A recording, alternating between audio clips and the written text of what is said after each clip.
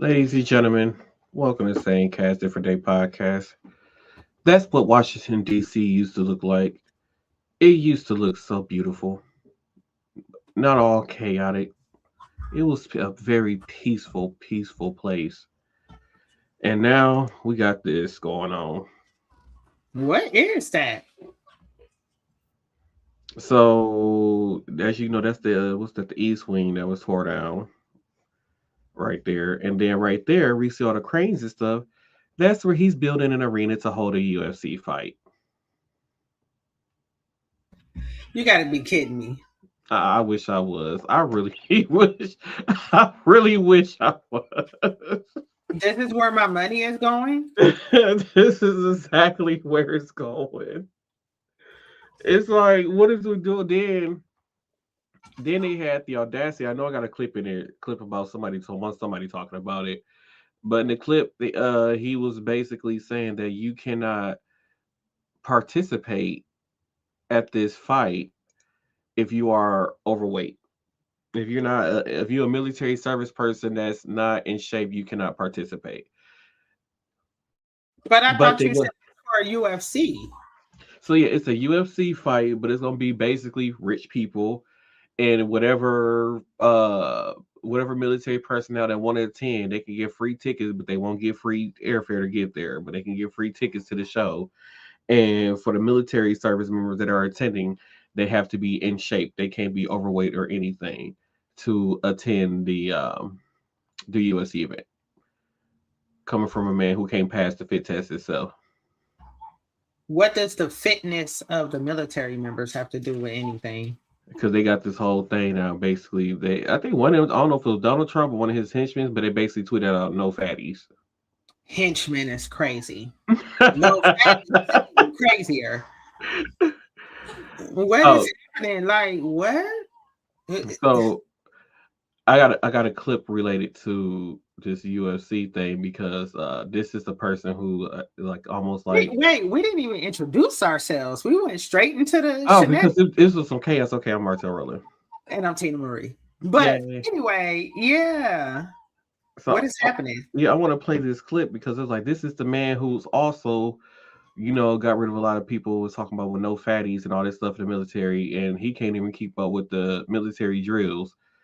So yeah. Yeah, roll that beautiful bean footage. Let's see it. I promise you're not ready for this. U.S. Secretary of Defense Pete Hegseth was spotted working out with U.S. troops aboard the ship USS Boxer, docked in Singapore. Hegseth was seen sporting a t-shirt with the words, "This Why is he jumping like that? Why? I watched that for 10 minutes. Oh, I can't believe these people are running our country.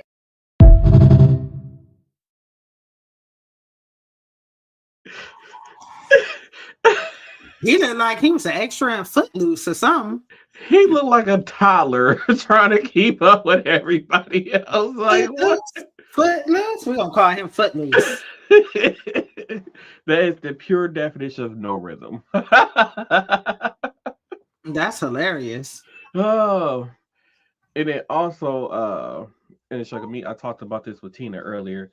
Um, you people that's in relationship, you couple people, can y'all Oh, say this is what we gonna something? transition into Yeah, what? yeah. Okay. Because I'll figure I'd get my rants first, and then get into the regular clips and shenanigans we do here. You rant throughout, but go ahead. Whatever. Mhm. But the couples, can y'all Mhm. please say some people out here for people who ain't got nobody? I understand why y'all in a relationship. There's like this. I was on the dating thing, right? And there was this couple, guy on there, and he was like, uh, he's looking for a boyfriend, but he already has a boyfriend that he's in a committed relationship with. He would know about the boyfriend that's on the side, but you never come in contact with the other boyfriend. I'm like, what the It's an open relationship. That's why I was what trying in to the explain no? What in the double life is we doing at earlier. this point? 'Cause they're just like that one dude. I don't know if I played the clip on here or we talked about it, but it's just like that one dude who had a wife in New York. He had a girlfriend in California. He had a girlfriend in like Texas and another one in Arizona. But apparently he lived with all 4 of these women. I don't even know how this was even possible at this point. Like, how do you have 4 different residents? Like, and then he tell each of these women like when he's gone to go live with one of the other women for however much time he with the other woman. He told him he on business trips. Like, sir, you was not on business trips this month. That happens all the time, though. It's very often. I mean, I'm pretty sure there's a lot of women out there that don't mind their significant other being gone for months at a time. Like, oh, he's just away on business. You hear that a lot, though. I just can't. I can't with it. And I mean, they allow it. Number 2, right? And number 3, this is more common than what you realize. It is. It shouldn't be common, but God. Why do you feel like it shouldn't be common? Because it's just weird. At this point, it's weird. It's relative. That's relative, but this is some people's norm. Now, I don't engage in it, but this is some people's norm.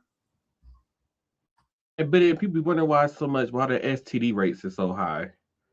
I mean, that's gonna happen regardless because people are just hoes. That too. They don't have to be in a relationship. They don't have to put a title on anything. Because at this point, if I'm gonna be with somebody and you already got somebody, like we all need to be living together because the cost of living is too damn high and how are you gonna afford 2 different houses? Because in this economy, I don't know how anybody, unless you making, $200 million a year, I don't know how you can afford 2 different households. So we don't all gonna have to live at that point. You said make it make sense some kind of way. That's what I'm saying. Like, hell, make it make sense. Hell, we gonna be rich together all in one house. Hell, let's make it work. I mean, I feel like it sounds like it's really exhausting. I barely want to keep up with one person. So like several other people and all of them different personalities, I'm good. And all the different drama, that's exhausting. That's very exhausting. I wouldn't be able to do it. Like, it's just too much. And then to be a full committed relationship with like 2 different people or 3. Like, I don't know, it's just one throuple. I don't even know how I came across them. It might have been through Facebook. Like somebody shared one of their Facebook posts, and then I but they've been in a throuple for like years, and then it was like, I don't know, they somehow make it work. They've been living together in the same house or whatever, but I guess it's fine for them. All 3 of them are Mexican. So, but I'm like, yeah, I'm black, you're white, and he's white. I don't know how 2 white dudes and a black dude gonna mix together. I mean, 1 black dude and 2 white dudes. I mean, look at Neo. He's very public. It's exactly what you're describing, though. Yeah, but them hoes ain't bringing it. Those women ain't bringing in no money. It'd be different if they're bringing in some money. They ain't bringing in money. They probably got their own little businesses. They doing something. Look. Let me not say that. I'm gonna keep my opinion to myself. It's very expensive to take care of that many women that are attractive. And why you think he been touring so much lately? Oh, has he? See, I didn't know that. I mean, yeah, these artists obviously ain't going to a Neo show. So, Auntie Mary, because let me hurry. Okay, what's beside me at? Okay, Auntie Mary. I don't know what the deal is or what's going on behind the scenes and what's going on in the background, but we know we care about you so much, Auntie Mary. We care about you. Whatever money you owe, please go start a GoFundMe because you is tired as hell. You tired on that stage, Mary. Is you got to go take a break, go take a rest. We don't know who you owe money to or what happened to all your money or why you doing all these touring so much and stuff. You had the Mary J. Blige concert tour, then you had the tour show at the movie theaters, and now you're doing a residency already just after coming off a tour. I don't know who you owe money to, but just go start a GoFundMe. I got $2 to start to help you out because I'm just saying You was in that chair fighting for your life, trying to get some breath, and that man had to bring you some water while you was sitting in that chair. Mary, I'm not saying this to be mean, but honey, go take a break. Please just go take a break. Go relax, go get some rest, and then come back and perform for us because right now you're tired. You're tired. Just please go take. You done with the shade? That wasn't shading her. What if she just likes to do that? To sit in the chair out of breath? No, maybe she just likes to perform. I mean, that's what that was her career. I mean, yeah, but still, yeah, but you know, you need to split your tour dates out or space the shows out because you're doing too many shows. I don't know if she's doing back-to-back shows. She's tired. She is tired and she needs some rest. Take a week or two off, or maybe a month or two, a couple of months. Hell, well, Vegas is hot right now, so you probably gonna want that hot Vegas money right now. But girl, around October, about November, from November to January, Mary, I need you in the house. I need you in the house taking a good break. That's what I'm gonna need from you, because we don't want you out here overworking yourself, and then you be one of those artists that they trying to lock up on a loony bin, talking about they going crazy and stuff because they exhausted, like they try to do Mariah. So make sure y'all just get some rest, Mary. Get some rest. Okay. So the title of this show is corruption, because there's been a lot of videos that came. What happened to the clip you was gonna show? Huh? I'm gonna get into it. I'm trying to introduce the hell heifer. What? So the title, you know what, Torian, whatever. So the title of the show is corruption. So Aaron and Don Lemon and I think I got a video from Rosy Cheeks, and it's some other stuff in here. They've been talking about the corruption and basically everything that's been going on in the last few months. And then we got another video that Utah did, which is some like crazy stuff because there's a city trying to ban pride flags. That's going to come in later. So like I said, none of this stuff is in order. So this show's going to kind of be all over the place. But let's get into that first clip and then we're going to discuss. We have some news right now. The Trump administration is proposing that every federal employee, whether appointed by the president or career, signs an NDA. First time we'll see this ever happen. A draft notice was posted this morning by the Office of Personnel Management, and the notice essentially would require all federal employees to sign a government-wide non-disclosure agreement. Now, the purpose of it is simple, and as the Washington Post reported this morning, it would essentially be to crack down on speaking with news organizations. Now, it would be an optional form, meaning that federal agencies would have the option of whether or not to require employees to do so. But under the Trump administration, I guarantee you, if this rule passes, every single federal agency will require their employees to do it. What the Trump administration doesn't want is employees in the federal government to leak to the media, to the press. And see, I get it. I mean, I get tips in my inbox all the time from federal employees. But these federal employees wouldn't have to be emailing me and sending me tips regularly if what was happening was normal.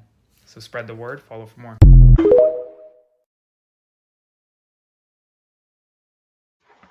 So he hit it right on the head. So you guys didn't know lately, there has been a lot of leaks coming from within the government, and they have been trying to crack down so hard on people, talking to the media and putting information out there that they don't want to be put out there.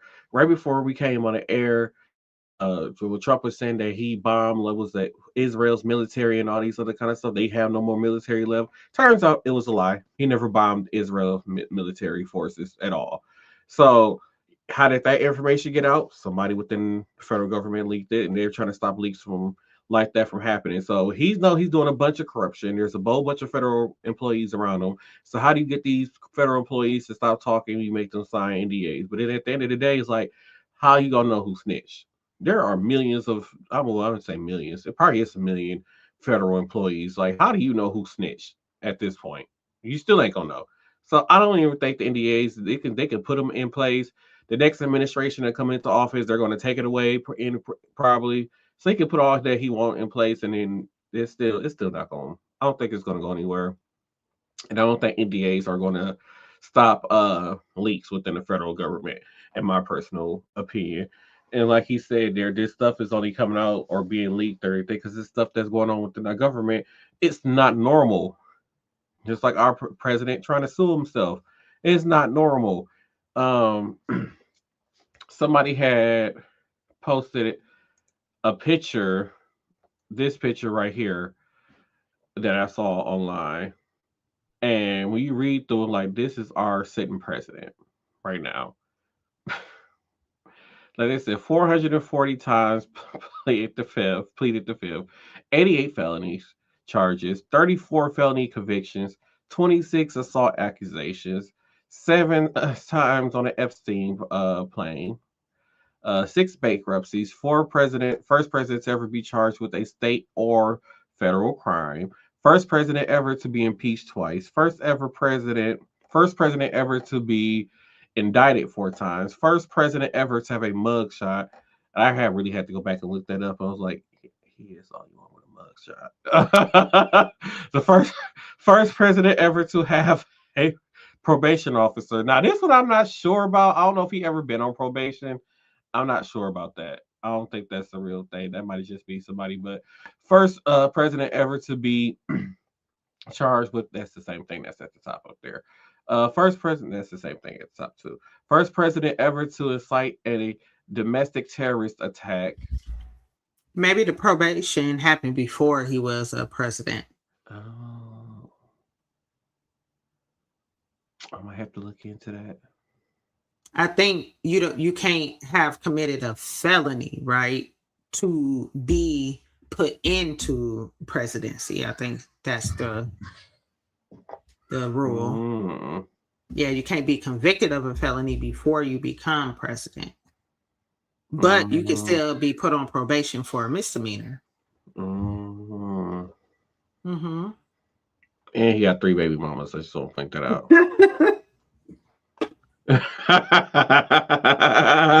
When they be trying to talk about black people, like he got 3 of them up.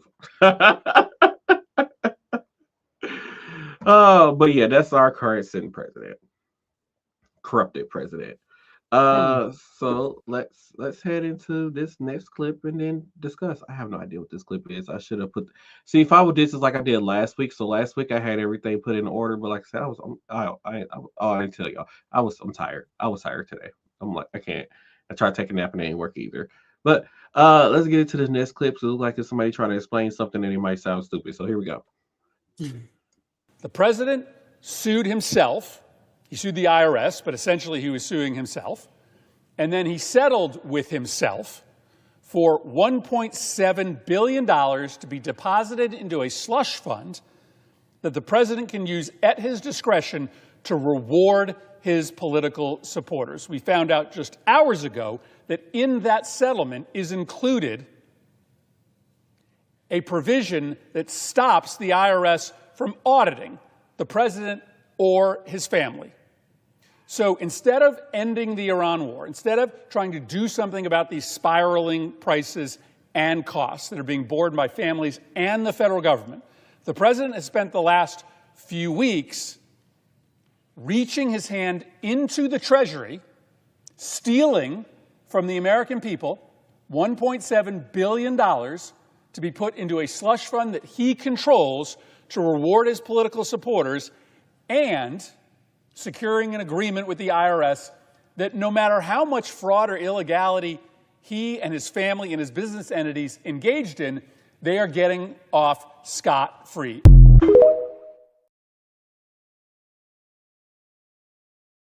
Well, that wasn't stupid. Well, I felt like, so he got some talent. That took some talent to do and some balls, right?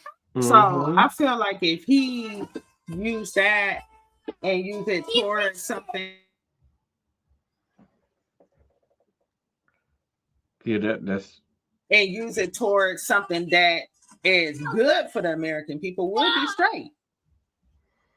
Right, but instead, he wants to use those people who are being rewarded to talk about they want to help the people who were indicted with the insurrectionists that when they stormed the Washington D.C. I'm like, why? No, Like you were basically doing treason to the United States. You were a domestic terrorist. Why do you feel like you need to be rewarded for being a domestic terrorist and trying to stop um, the certification of the election? Like what? What are we doing? Like no, they should not be rewarded at all. They should be sitting in jail. But instead, Trump get in office and let them in jail, and probably had the record still, so don't show that they was even arrested for it.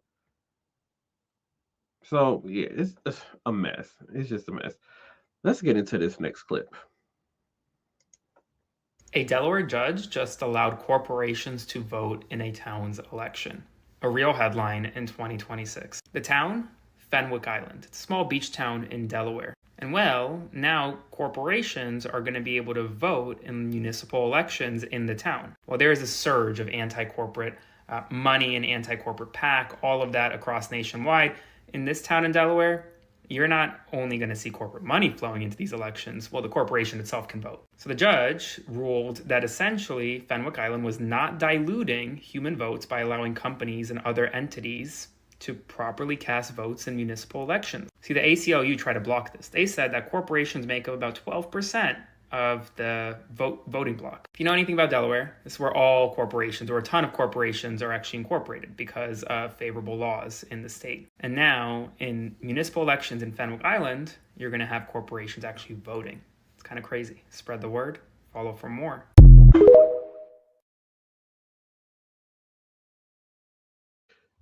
And so, for those of you who don't know, Delaware is like, I think it's only the only state in the union that doesn't have sales tax in their state.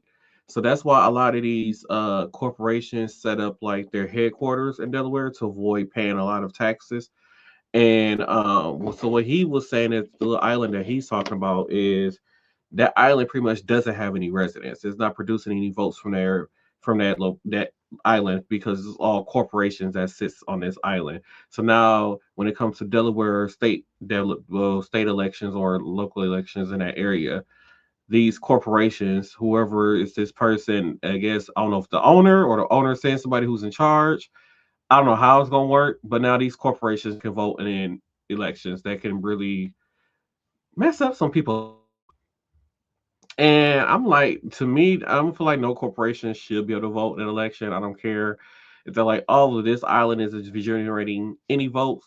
It just shouldn't happen. And like I said, we need to keep corporations, these large corporations should not be a part of elections. Because I don't know, to me, I feel like it's more people who are,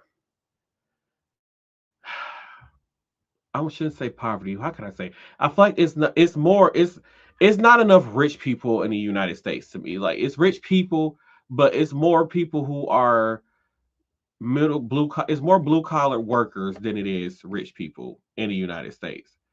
And considering that we need a government who can make people or these blue collar workers' lives just a smidge bit easier and find some type something to help these people out, because without them blue class what the hell says blue collar workers, without blue collar, them people, that middle class and even lower class people, without them buying the products, buying the homes, buying the stuff to upgrade their homes and all these other kind of stuff, without them people that's below rich people, rich people wouldn't have what they have. Like we are the ones who buy the products that they're selling for them to be rich. So, like I said, they should not have no type of right or a say so in a election. Wherever you live at, wherever's your main house is, wherever you at, go take your butt there and go vote in your local election. You shouldn't be able to vote where you live at, your main source of where your main place where you live at, and then vote as your company in a whole nother separate election. Like, no, that should not be able to happen. I don't think that should be a thing. I agree. All right. We had major corruption news this. Okay, so yeah, I have to figure out which clip was also okay. So let's head into the next clip. So like I said, he's had a very, very busy week with this corruption, a lot of corruption going on within the government this week. So let's continue. We had major corruption news this morning. The White House intervened to get a $620 million deal for a company directly tied to Donald Trump Jr., the president's son. This revealed by a new ProPublica investigation today. Quote, the call came from the White House. We have to get this done. The White House pressured the Department of Defense to give this contract. The contract was for $620 million, and it was given to a North Carolina startup linked to Trump Jr. The startup is called Vulcan Elements. Now, Trump Jr. says he wasn't involved, but at the time where this loan was given, $620 million loan, dozens of companies were asking the Pentagon for money. And while Peter Navarro, a White House advisor to Donald Trump, personally intervened, according to ProPublica, to land this loan for this company linked to Trump Jr. Vulcan is a rare earth magnet company. Truly stunning news. Again, I encourage you to read the full article on ProPublica's website. Follow along for all the news you need to know about.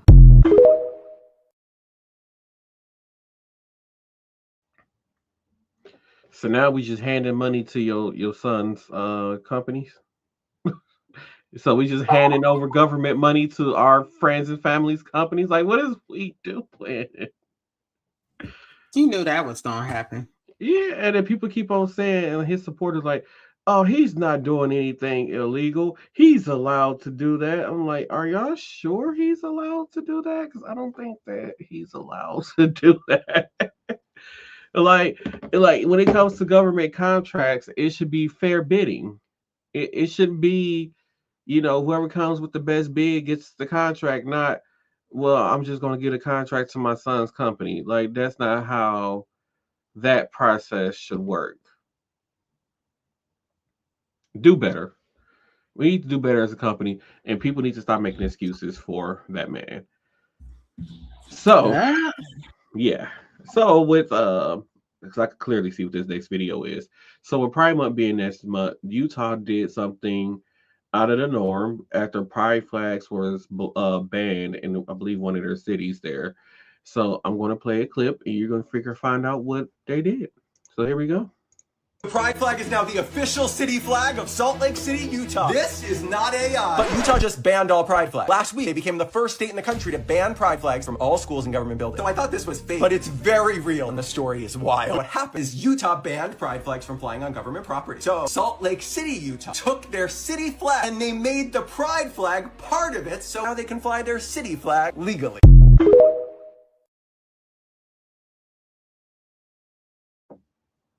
I like seeing people outsmart people. Okay, so break that down a little bit more. So Utah is a state banned.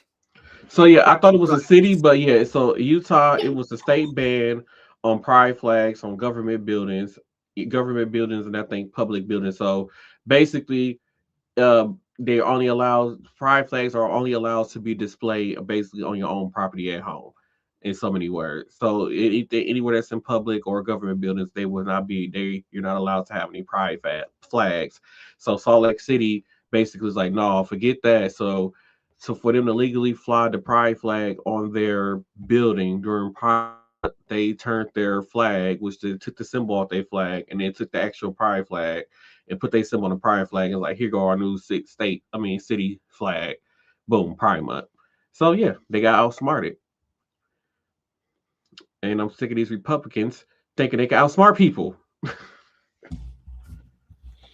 Well, that was a good one. I like that. Yeah. And the thing about it, they don't know, like, I just understand, like, sometimes I be looking at stuff and be like, that's none of my business. Like I said, even like with the throuple and stuff like that, it's none of my business. Live your life. It's not for me. Like Tina said, it ain't her lifestyle. It's not for us, but live your life, and let people live their life. Like, we don't, like, it's so crazy because, like, people are so against gays and trans people and all these other kind of things, but y'all okay with southern states trying to pass laws where grown men who are in their 50s can marry a 14-year-old girl. You guys are okay with that. You guys are okay with brothers and sisters getting together and having sex, and then they have kids together. You're okay with that. Like, y'all okay with incest. Like, I don't understand what is the world problem? Well, I shouldn't say the world. What is the Southern people problem? Like, I just don't understand it at all. By the way, I don't know if I have a clip. I meant to talk about this earlier. So there's been these videos surfacing online about what's going on, and I believe it's called Delaney, New Jersey, where there's this detention center there. They're holding like immigrants, like basically Mexican immigrants in this detention center, and these people that's in this detention center has been reaching out saying that there's the conditions in here are unfair, like they're not treating us well, like we're barely getting food and all these other kind of things. So people been showing up trying to protest or whatever, like for better conditions, at least treat them like they're human, and I guess ICE officers and the police department and I don't know who else they called in, but they literally started attacking the protesters. When I say attacking, like they were like had the little is they still called nightsticks? The ones where it's like a metal pole with the plastic end? Those still called nightsticks? I think so, or batons or something. Yeah. So they were hitting, like literally hitting the people that was protesting with these batons, and then they out there with horses. So there's this one guy that I play a few of his clips on there. He was out there protesting. He was like, we was just out here peacefully, and he said the police just started coming towards us, forcing us to move. We have the right to protest. We wasn't technically on the property. We was just like at the entrance, like the gate entrance to the property. And he was like, they started hitting us with tear gas. I don't know. He was like, I don't know what kind of tear gas it is, but it was really strong tear gas. So he was like, they was hitting us with tear gas. There were people getting beat with the little nightsticks, the batons. It was horrible. And I'm like, people should have the right to be able to fairly be able to protest. Like our literal government was built on us protesting the England. Like we threw their tea in the water. Like that was like what is going? Let people protest in peace. From when the videos I saw, like the people that was protesting, like they wasn't being violent or anything, but they decided to call in this huge police forces and start tear gassing people and beating them. Like, no, those people, those ICE officers and people who are doing the beating those people needs to be charged also. Let's be fair. Let's head into the next clip. The White House this afternoon is furious that you keep showing images and videos of Donald Trump seemingly falling asleep during the day at various events, at cabinet meetings, etc. And so the official White House rapid response page is now taking screen grabs from CNN or taking 2-second videos of hosts or guests blinking and posting it as though they're falling asleep. Look at the one on the top left. Kate Boldane just fell asleep again as fake news CNN basically speculating about President Trump's health. Dana Bash falls asleep ahead of her 55th birthday next month. What is going on? Brianna Keeler says nap went perfectly after falling asleep live on air. Is Dr. Jeremy Faust sundowning? They're not happy that you keep showing images and videos of the President of the United States falling asleep days before his 80th birthday. And so they're doing this on your taxpayer dime. Spread the word. Follow along for more.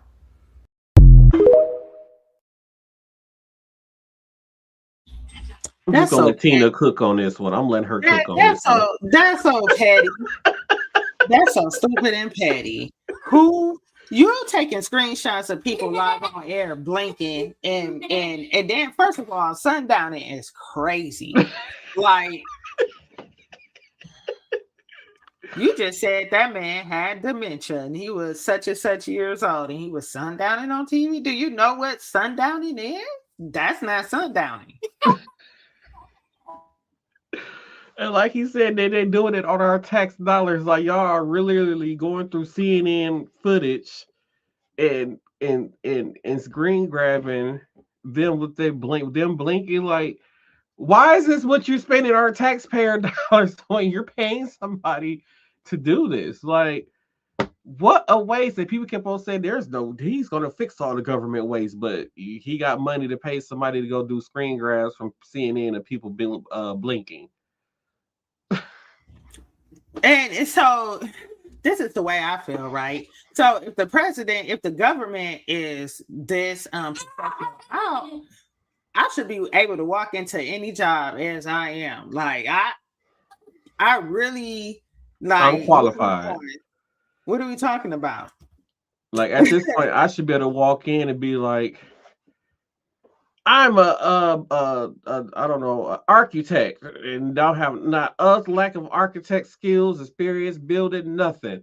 Or I could walk in like, I'm a surgeon, and get to operate on people. Like, give me hundreds of millions of dollars operate a year, and I'm just operating. Like, what? That's what the government feel like right now. A bunch of unexperienced people walking in the jobs that just shit. No, the government is full of people who lied on their application. We know we all got them employees. Like, how did you get this job? You know, that's them. That's what our current government is. All right, let's head into this next clip. California Governor Gavin Newsom has just announced that the state of California will tax every payment received by any Trump ally, or really anyone, from his slush fund at a 100% rate. Everything they get will be taxed if you're a California resident applying for the slush fund. That means January 6 defendants living in California, taxed by California, will be subject to a 100% tax for all funds coming out of the $1.776 billion slush fund. Now, Governor Newsom says that's an action the state of California can take, and they're taking it today. It's certainly one way to combat Trump's weaponization fund, right? Trump wants to pay out his allies and those who he says have been aggrieved by prior administrations, specifically the Biden administration. Well, those in Congress don't like it, and now state leaders are taking action to prevent individuals from actually taking your taxpayer dollars. So anyone in California will be taxed at a 100% rate. Spread the word. Follow along for all the news you need to know about.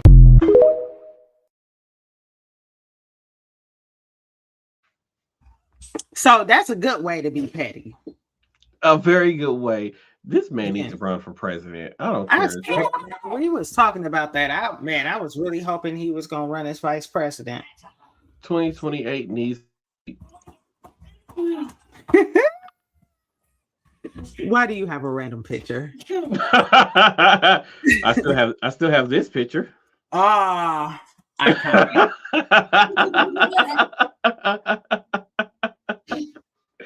I'm just saying. Say. Gavin Newsom, listen, Linda. I need for you to run for president, okay? Because we need help. Help us. That's what we need from you. Help us. Okay. Let's head into this next clip because we still need help. And hopefully our help will come soon, because this man just probably just turned Texas blue for the first time in God knows how long. So here we go. I think we just flipped Texas blue, all because of this man. This man's name is Adam Hoffman. He's 49 years old and he's a Texas attorney. And he went to jail because he sexually abused his son's best friend, who was a 14-year-old boy. And that 14-year-old boy testified in court that Adam Hoffman sexually assaulted him multiple times at Hoffman's former China Spring home over a 3-year period, beginning when he was in 3rd grade. And because of how egregious this case was, Adam Hoffman was facing life without parole until the Attorney General's office reduced the charges in exchange for a guilty plea. Mind you, the current Attorney General in Texas is Ken Paxton, who's a Republican. And Ken Paxton is the same man who just won the Texas primary on the Republican side for the Senate battle. And I don't know about you, but I think it's incredibly important that every Texan knows that a man who was sexually assaulting a 14-year-old boy for 3 years straight, who was looking at life without parole to pay for his crime, was saved by Republican Texas Attorney General Ken Paxton, who was going to give him a plea deal, who would have let the man plead guilty to 2 misdemeanors and serve a total of just 1 day in jail. He was also not required to register as a sex offender. This is the same Republican Attorney General from Texas, Ken Paxton, who has built a reputation attacking local district attorneys for being too soft on crime. But when it comes to bringing the hammer down on motherfuckers who sexually assault little boys, nothing. Crickets. This race is really going to come down to a former public school teacher who champions low-income working-class Texans versus a shell of a man who would rather protect pedophiles than protect children. Your fucking move, Texas.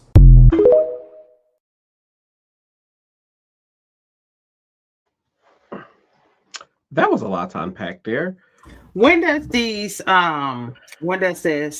voting for like state government happen? What is it, governors? So we do the in November. We vote for in November. So like we got so we're gonna have elections, so probably in August or September. So we got to pick who's who's gonna be running against each other.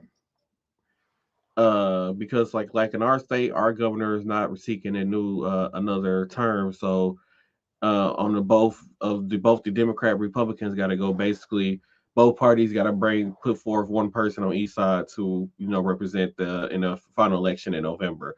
So yeah, we go November to vote. Texas, hopefully y'all turn Texas blue. Y'all attorney general just like I said, let a child offender get off with 1 day in jail. And he didn't have to register as a sex offender. And this man the boy testified that he was sexually assaulted over a span of 3 years. And the attorney general's like, no, I'll drop the charges on him. Like, what is we doing? And like they said, like, and then they were always talking about Biden this and Biden that. Like, we literally have a whole Republican Party who are protecting pedophiles. Like, they're still protecting Jeffrey Epstein. They're still protecting Donald Trump. They're protecting a lot of those, the people who they want to protect. I feel like all the people that they released in the Epstein files is people that just Trump didn't like. If anybody noticed that, anybody else in the Epstein file that they released publicly, it was because it was people that Trump didn't like. And by the way, the Pam Bondi, she's been diagnosed with a thyroid cancer. By the way, for those of y'all who don't know. Nope, I was gonna say something that's gonna be mean, so I'm just gonna head to the next. I didn't know she had resigned when I saw that story. Yeah, she did resign. Yeah. Hmm. Yeah, I was gonna say something, but it was gonna be very mean and probably get us canceled, so I'm not gonna say it. So I'm just gonna head it to the next clip. Please go to the next clip. Thank with you. Rosy Cheeks. Yay. Okay, so things just got even worse for Donald Trump because now 2 more additional performers have dropped out of the America 250 concert that Trump is hosting in Washington, D.C. between these 2 dates. When I first talked about this earlier, it was only 3. Now the Commodores and Martina McBride have dropped out as well. Earlier, the Commodores dropped out in a statement saying that their music is their voice and they will not be associated with either political party, so they will not be performing at the concert. And Martina McBride actually put out a full statement saying, quote, "I would like to talk to you all and clear the air. I will not be performing at the Great American State Fair on June 25th. I was presented with an opportunity to perform at a nonpartisan event, but that turned out to be misleading. So they lied to her to get her there. I've spent my entire career singing songs about real people with real issues. I've been blessed with the opportunity to be a voice for those who have felt like they didn't have one. It greatly upsets me that any fan who has been moved by my music may now feel like I'm abandoning the meaning behind those songs. I assure you that is not the case." So for those keeping track, we're now down 5 performers. Over 50% has dropped out and maybe more to come.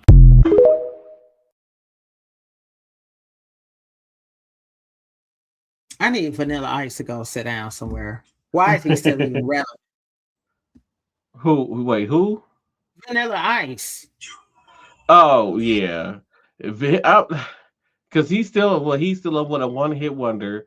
As far as I know, for the last couple of years, he's been doing like house remodeling or flipping houses or something as a career. I think I have saw his whole career was based on Black culture. Exactly. You go perform for somebody. You was gonna go perform for somebody who don't like Black people, and then the other time I saw Milli Vanilli on there, like, did they get new lip sync voices, or like what was Milli Vanilli gonna do? And Flo Rida, he ain't been relevant since late 2000s. Like, it wasn't relevant then to me. Pretty much, because he had maybe 2 songs and disappeared. So it was just like the Commodores. It was like, okay, yeah, y'all lost some street cred, but a lot of those other people that was performing, I really didn't know who they was. And he just it's just this whole 250 thing. He's so obsessed with it.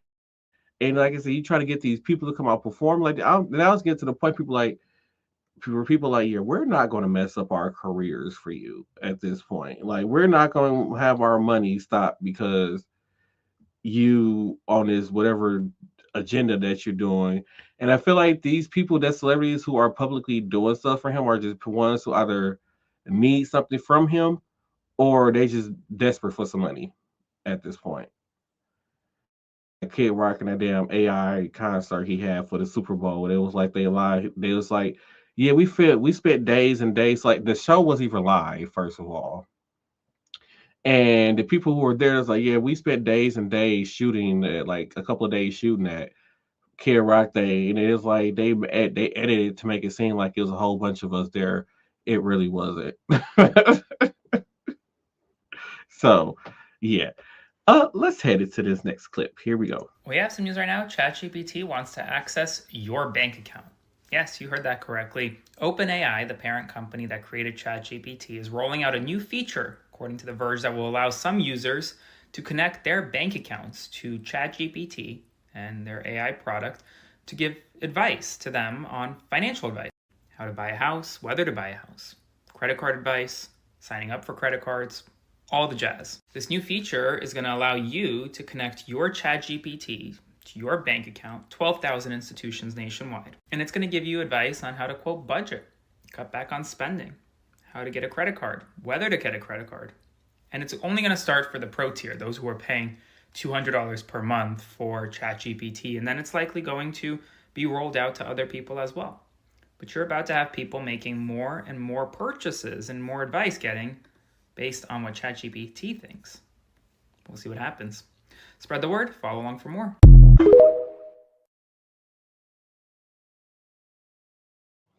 I would never. I am not giving letting it have access to my First bank of account. all, let's roll things back a little bit. Which one of y'all is paying $200 a month for ChatGPT in the first place?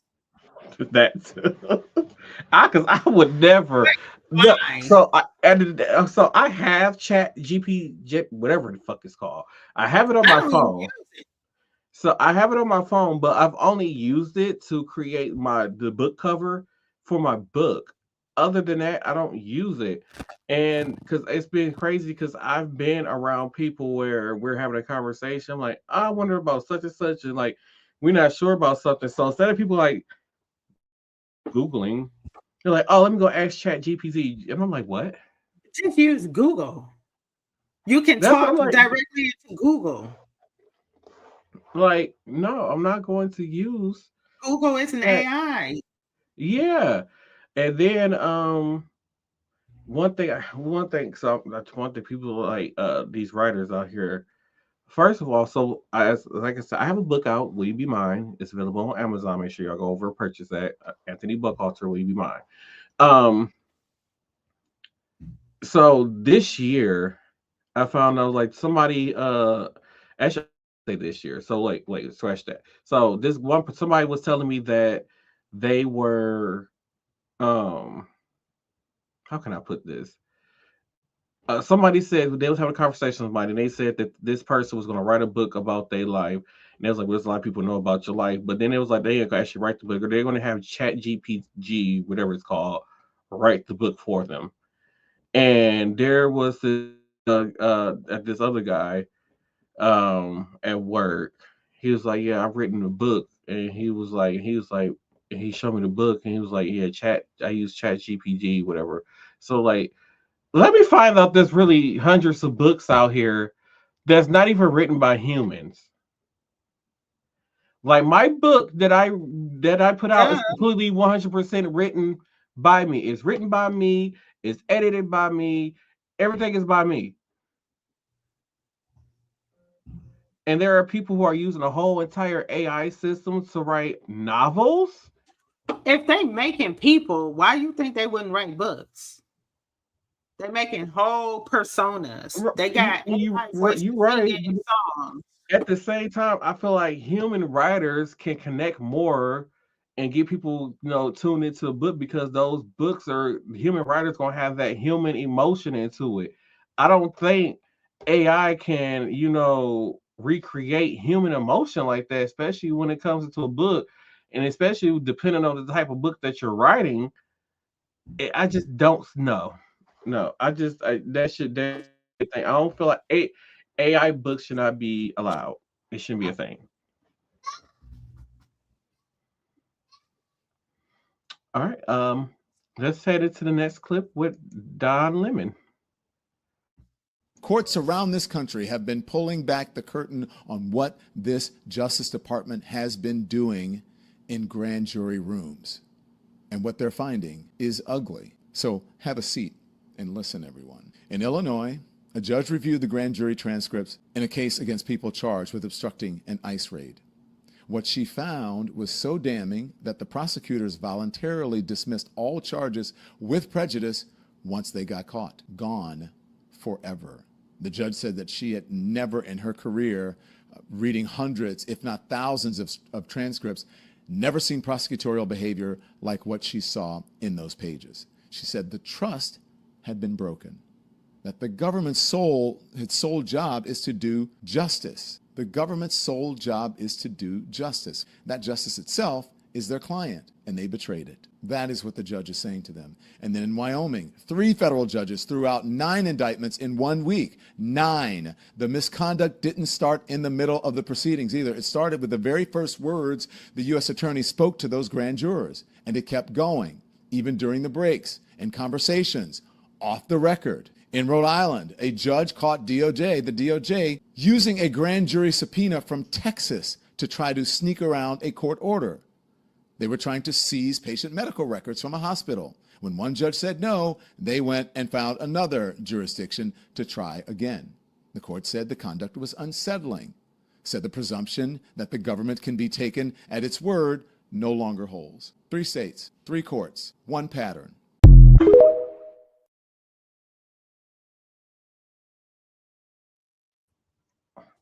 So those people who don't feel safe to go out and protest, just know, if you get arrested, you can go out and you'll be off, because once again, let people protest. Like, I don't understand what's big is. Let people protest. And like I said, the government, this type episode is based on corruption. And as we can see, the corruption is just going to keep on happening. So let's move into the next clip, because we got a lot of stuff to get through. We're starting getting low on time. So let's move into the next clip.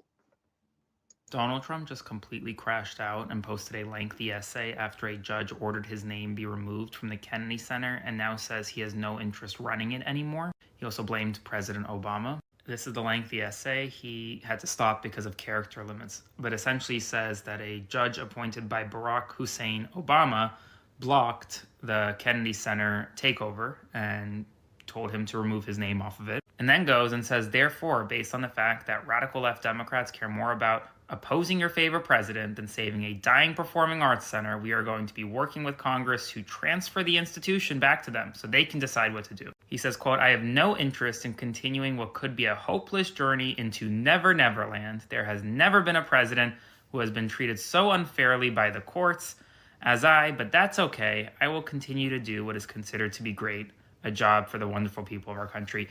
He's done. He doesn't want to do this anymore. Trump's done. Follow along for more. Off soon.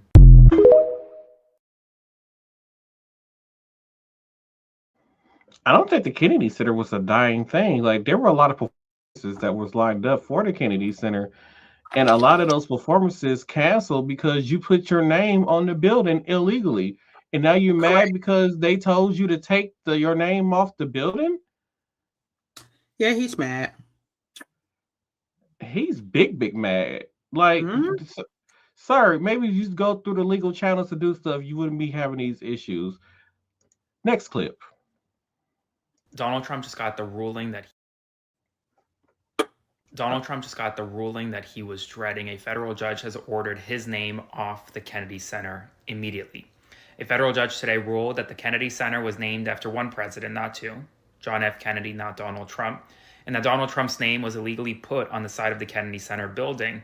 And as a result, Trump's name must come off immediately. And so that's where things stand. Now, the Trump administration will likely try to appeal this ruling today, but it still has to come off, even pending appeal right now. There's no order that allows it to remain up. It has to be taken down. Changing the Kennedy Center to the Trump Kennedy Center was a marquee vision of Donald Trump's. He really wanted this to happen. He had been championing it for a long time, saying that he's remaking the Kennedy Center, he's remaking America's arts, and all for naught, because he did it illegally. The federal judge ruled that he had to go to the Congress. Only Congress can change the name of the Kennedy Center, not the president. And so his name has to come down. I'll have more updates for you soon. Follow along for all the news you need to know about. Yeah, so he big mad. And the thing is, I don't know what he's saying. What good job are you trying to do for Americans? Like, I just don't get it. And I feel like he's trying to be this whole modern day dictator thing, because remember when he first got in office, what's his name? I believe like in China, North Korea, something like that. I'm not sure if it's North Korea. Kim Jong-un, don't come for me, but these dictators in like the downtown areas of their city or the capital that they're whatever that government take place in, there's a bunch of banners of the dictator everywhere. And when Trump got in office, what did he do? He put banners of himself all over Washington, D.C. Like, how do y'all not see that this man is trying to be a dictator of a country that has a no dictatorship rule, and get mad he keep getting shot down by federal courts? Like, grow up, Donald Trump. Let's get into the next clip. This is a cabinet meeting, folks. This is a cabinet meeting. Still touting that people who are 125 years old are getting Social Security payments. I think we have a chance to save Social Security without doing anything to it by just the numbers of fraudulent people on Social Security, people that are 115 years old, 125 years old, getting payments. It's funny, I said, oh, do those payments get turned back? No, they accept them. Well, somebody's getting the payment. It's not a person that's 125 years old. But that's the least of it. The numbers. Trump's lying. If you go to the Social Security website, ssa.gov, it says Social Security has an automated process where payments stop when you are 115 or older. Now, some of you might be saying, oh, so people get payments until 115 even if they're dead? No. For the most part, every single jurisdiction in the United States reports deaths to the Social Security Administration. So then they go, okay, this person died. We're not sending them payments anymore. But they continue to insist people are getting paid until 115, 125. They're dead. Well, it's not happening. And it is possible that someone could be on a list as someone that was a Social Security recipient. And if you look at their birth date, you might do math and go, wow, they're 100, they would be 157 right now. But that doesn't mean that they're getting payments. The fact that at one point they received payments doesn't mean they are receiving payments today.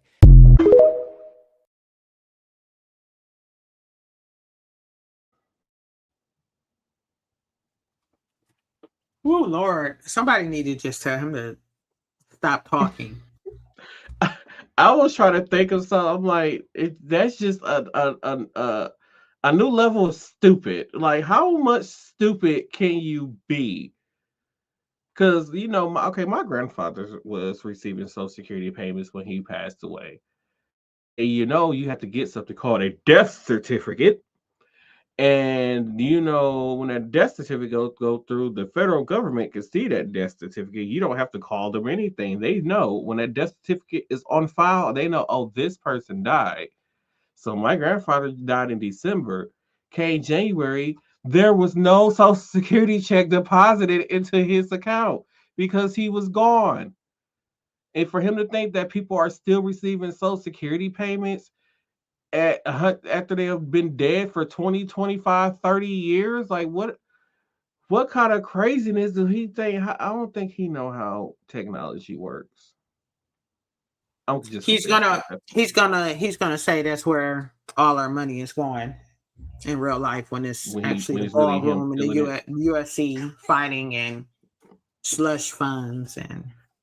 He claimed that the UFC is doing all that building that arena themselves. I don't think they're paying for all that, because the UFC is owned by the same company that owns WWE, who is billions of dollars in debt from buying WWE. So how are they building the whole arena? Yeah, whatever. Let's move on to the next one.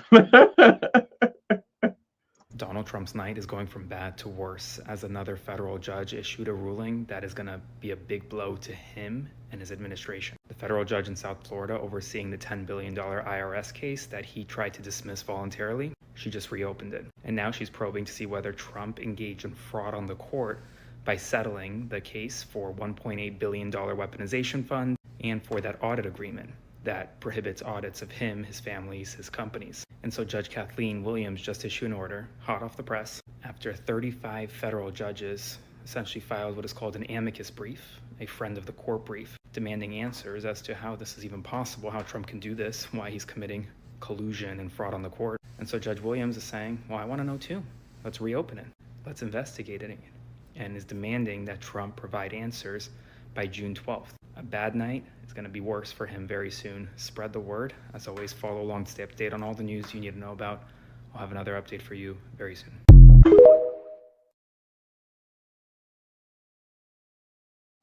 I hope this is going to be grounds for impeachment. Because you dropped your $10 billion lawsuit, and then you just happen to have friends in the Treasury Department try to create a slush fund for $1 billion that you can use at your dispense. Yeah, there's definitely some corruption and some collusion going on, and there needs to be an investigation. And I can't wait to see the results of that investigation when those come out. I can't wait to see what his response is going to be. Also, I can't wait. Who, Donald Trump? Yeah. And with that being said, let's head into this next one. We're learning more about the requirements for soldiers to attend Donald Trump's UFC fight on the White House lawn. A Pentagon official told CNN tonight, quote, "No fatties allowed." That's a direct quote. That's not my quote. That is from the United States Pentagon. Those who are overweight, soldiers who are overweight, will not be allowed essentially to get the free ticket to the UFC fight. As the Washington Post reported earlier, the White House and the Pentagon is actively trying to recruit junior soldiers to come in uniform and attend this UFC fight. They'll give them free tickets, but they won't pay for them to come. They won't pay their travel. They won't pay their airfare. And they have to meet height, weight requirements. And well, we're now learning they can't be overweight. They can't be, quote, a fatty. That's a direct quote from the United States Pentagon. Just based on those physical requirements, by the way, that they're putting out, the president of the United States would not be eligible to get that free ticket. Just letting you know. Spread the word. Full updates on my Substack, linked in bio. Subscribe for free. Follow along, stay up to date on all the news you need to know about. I'll have another update for you soon.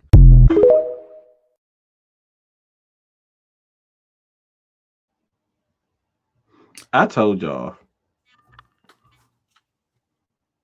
It was dead. It's the fact. And it's the fact. Can they please stop lying for that man? This man keeps saying that he's 6'3". Donald Trump, you're not 6'3". Stop lying to yourself. But I told y'all, the Pentagon literally said no fatties are allowed to attend the UFC fight. I told y'all. And with that being said, I'm just going to head into the next clip because I told y'all. Here we go. So it's the middle of the night, and the White House just released Donald Trump's medical report from his recent hospital visit, and it is not great. We're going to get into some more of the serious things, but to start, here are the basic stats from this report. He is 79 years old, about to be 80. He's 75 inches tall, which is 6'3". He is not 6'3". He's also 238 pounds, according to the report. You can be the judge of that one. Here's where it gets weird. They say that he had a CT scan on his heart and it showed no obstruction or structural abnormalities in the scan. But here's the thing. Dr. Jonathan Reiner, the former physician for Republican VP Dick Cheney, went on CNN last night to talk about the report, and he said of this scan that Trump had it, it's a useful test, except he had that scan in the fall as well. And it's not typically a test that is done every 6 months. It's sometimes done more often if someone is having symptoms. Something to think about. It also says that Trump had an AI-enhanced electrocardiogram done, and that apparently, according to the scan, he is 14 years younger than his chronological age. Dr. Reiner talked about this as well, saying they reported that same thing last year, and when I discussed it with some of my colleagues in cardiology, everyone laughed. That is not a clinical use tool. That's not really a way to gauge cardiac health. So they're just throwing that in there. The doctor also genuinely said in the report that the bruising on Donald Trump's hand is due to frequent handshaking, which does not explain why Donald Trump bruises on both hands now. The doctor also says that Trump took more cognitive tests. According to him, he did very well, but I will let you be the judge of that one. And then the final page lists some of this stuff. It says that he's currently on this medication and that apparently he is in perfect health and he can carry out the duties of president. But Dr. Jonathan Reiner pointed this out as well. There is no mention of Donald Trump falling asleep in all of these meetings in that report. They just completely ignored it. So there are a lot of red flags in that report. If you're a doctor, let me know in the comments what you think about everything, but you be the judge if you think Trump is healthy or not. So I only caught two. You the healthcare professional, so I'm gonna let you take this. So I only caught 2 of the 3 medications that were listed. The 2 I caught were for cholesterol. One is for overall cholesterol, atorvastatin, and the other one that started with an E is Brainam Zetia, and it's more So it's also a cholesterol med, but aimed at people with higher triglycerides. So that means his cholesterol is high, and specifically his triglycerides are high. Okay. Now, what I was listening to, him having like cardiac tests more than once a year at his age definitely means that something is going on, right? And then with the bruising that he's having on his hands, like a possible cardiac history, bruising on hands makes me feel like he's taking some type of blood thinner, which would make sense if you have issues with your heart. It could be your valves, it could be your arteries, it could be any of that stuff. I'm thinking more maybe he had a blockage or an obstruction, and that's why he's on the cholesterol medication, because cholesterol clogs your arteries. So kind of like maybe coronary artery disease, maybe I'm thinking. Because I mean, even if he was taking a baby aspirin, he shouldn't bruise like that. So I feel like he's taking some type of blood thinner. Which is okay because he is up in age. Like, it's not uncommon. So I just don't know why they would be scared to say, I mean, it's common at his age. Because they don't want to admit. And he's overweight. I think they don't want to admit that they're right ahead.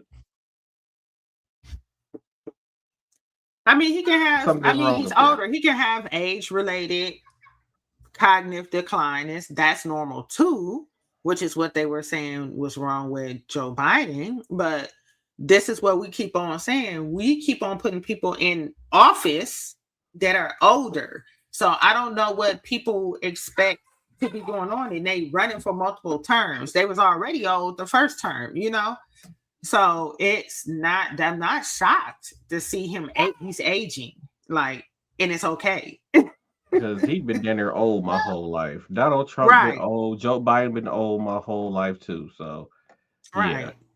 But for them, they silly for the excuses. They just look so stupid.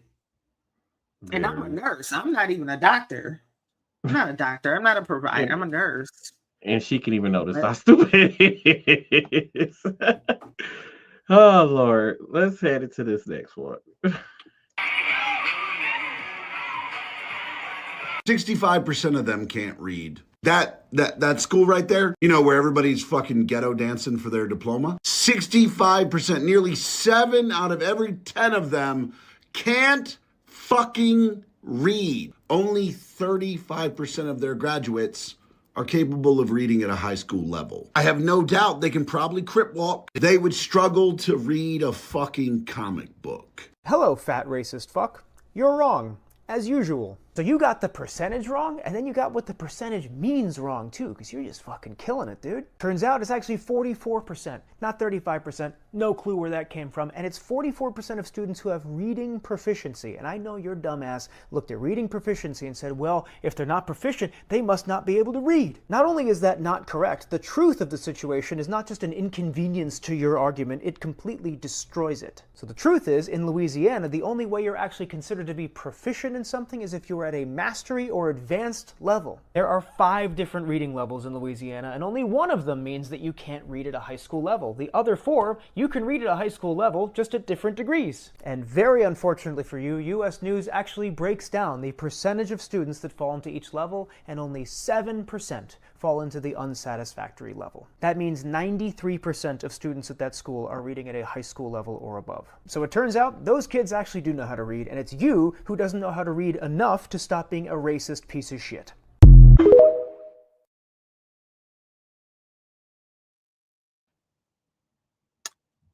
So it just,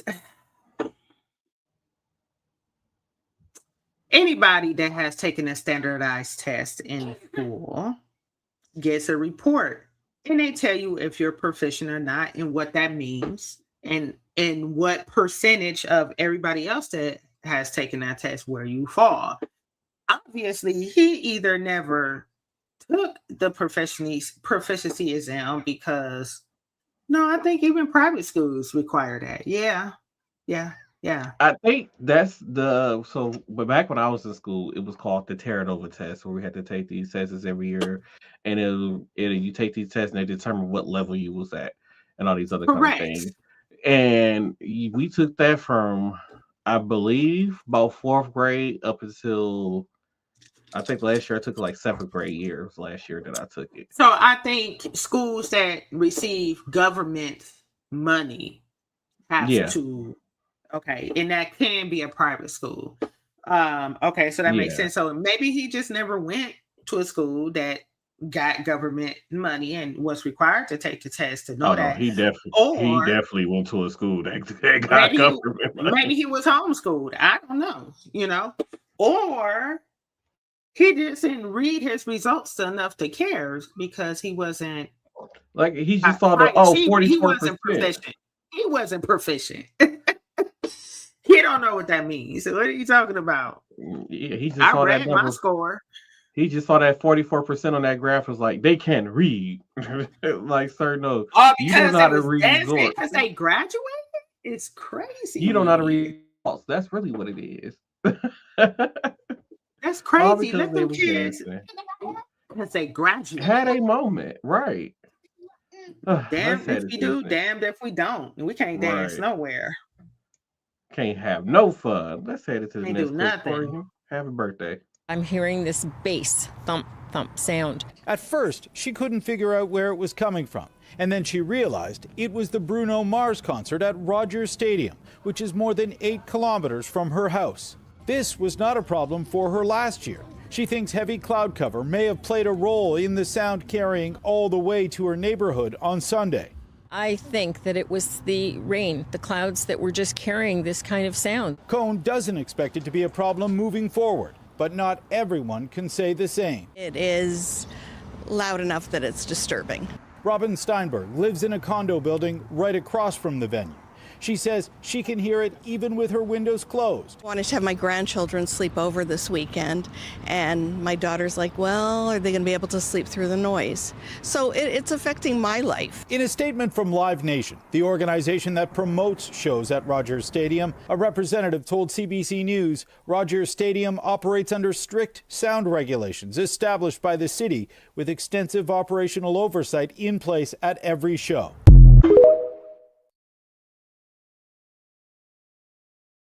Now, even though I ain't like Live Nation, It was only 2 people that was mad.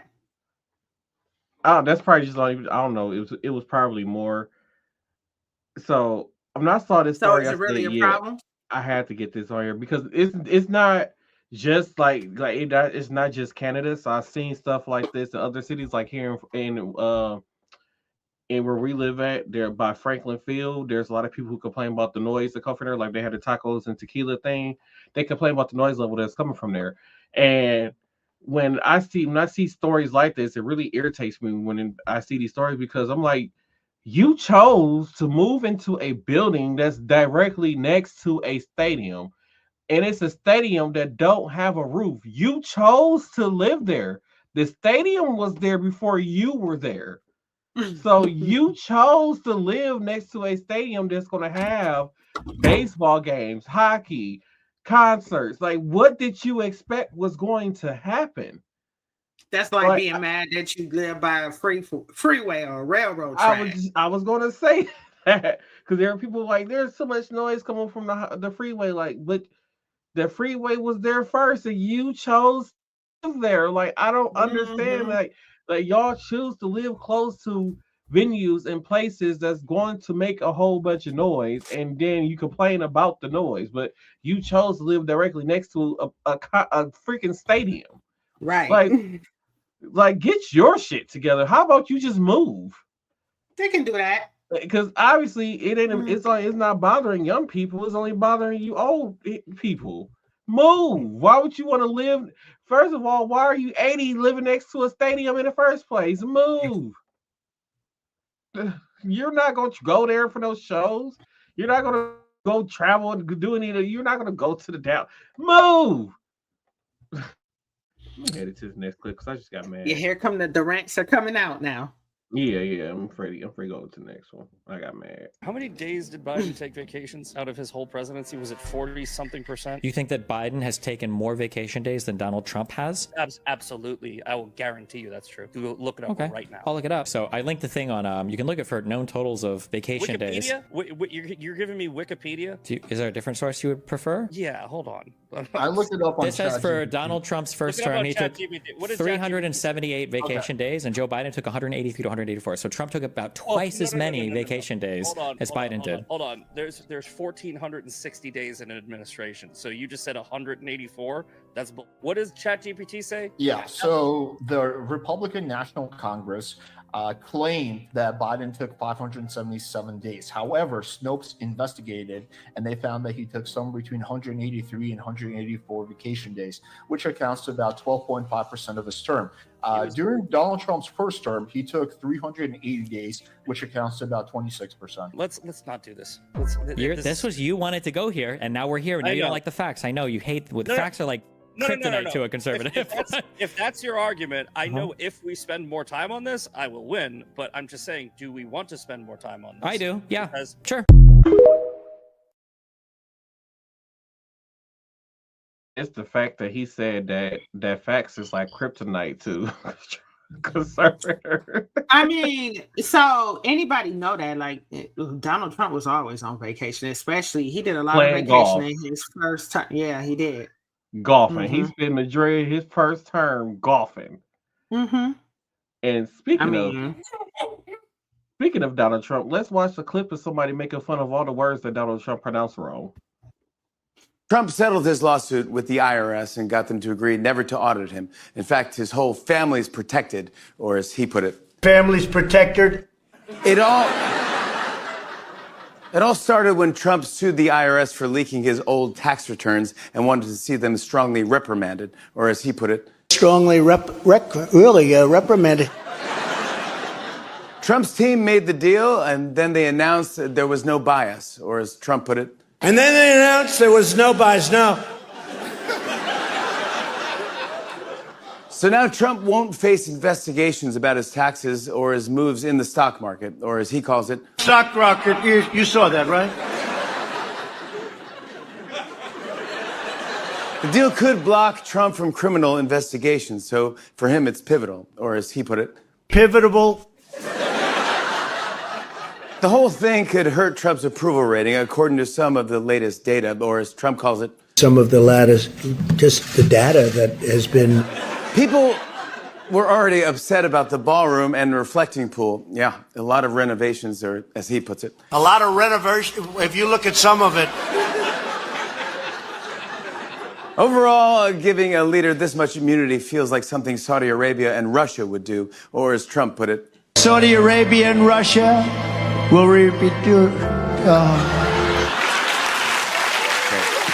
That clears it up.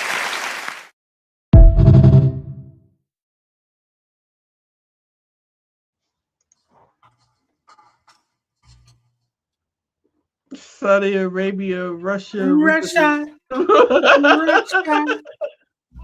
You say it so delicately. Russia.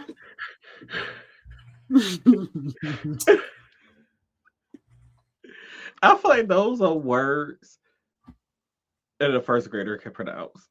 He cannot pronounce that one. I agree. Oh, okay. Then we headed to the next story because this is the one that Tina been waiting for when it comes to, and it's the last clip of the day, where it comes to the governor's race and here in Wisconsin. By the way, the guy to do this news report, he is fine. So if he see this, call me, email me, comment. But let's play the clip. Running for governor, but you're breaking laws every day. I mean, why should Wisconsinites trust you? You know, Wisconsinites seem to trust Donald Trump and Tony Evers. I'm TJ. I cover news in southeastern Wisconsin, and this is... My name is Carlos Dixon, and I'm running for governor of Wisconsin. So Dixon has generated a lot of attention on social media this week, specifically in this River West neighborhood. He's been stealing signs, political signs, specifically governor candidate Francesca Hong and 19th District Representative Ryan Clancy, who's running for re-election. Take a look at some of these videos he has posted to his Facebook. I'll have that. What's the name? Okay. We're not going to continue to put property over people all day long. Enjoy it. First off, stealing political signs is illegal in the state of Wisconsin. But Dixon says he's not stealing the signs. He says he's holding them hostage, and he says he'll let them go when the state of Wisconsin is fully liberated. I asked him specifically why these candidates, and that's when he told me there's actually some Tom Tiffany signs in West Allis that he plans to steal in the coming moments. I see some Tom Tiffany signs out there. I'm going to go snatch those up if I get the chance. He does not seem bothered at all by this being illegal. If I do get arrested, I'll get out and I'll try to find some more signs. So you're not concerned about being arrested? Not concerned at all. You noticed there that entire interview was filmed in front of the Milwaukee Police Department's District 5. Dixon insisted that we interviewed him there to show how much he doesn't care about getting arrested. We reached out to police to see if they're aware of his behavior, his videos. They told us they have no calls for service of it. As for how he thinks he's going to do in November, he is certainly not holding his breath. Do you think you can win governor? Absolutely not.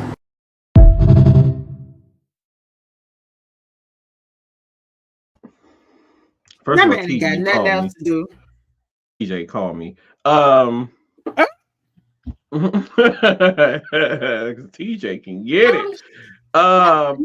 First of all, I think he knew people are not going to take him. Sir, I wouldn't even vote for you. First of all, the whole interview talk about running for governor with a do-rag on. I'm not voting for you.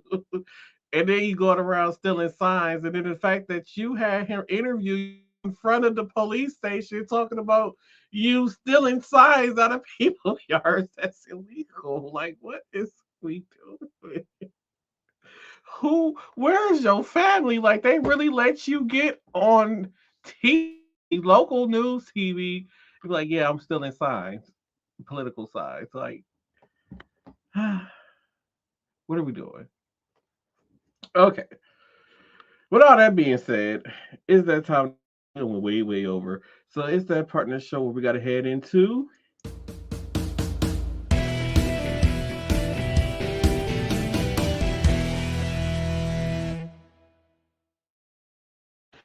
final thoughts. So here's my final thought. Gas is still too damn high. Although I did see some gas for like $3.90 something finally. But still over here where I live at, they're still charging $4.9 a gallon for gas for I don't know what reason at all. They are price gouging like hell. Our government is corrupt. We need to make better decisions about the people we are letting in. And I think we starting to get to the fact where I feel like either we need to put age limits. I feel like we need to put age limits when it comes to our government and term limits. Because at this point, nobody over 70 should be running this country at all. That should just be a new thing. Nobody over 70 should be running the United States of America government. And that's my final thoughts for this episode.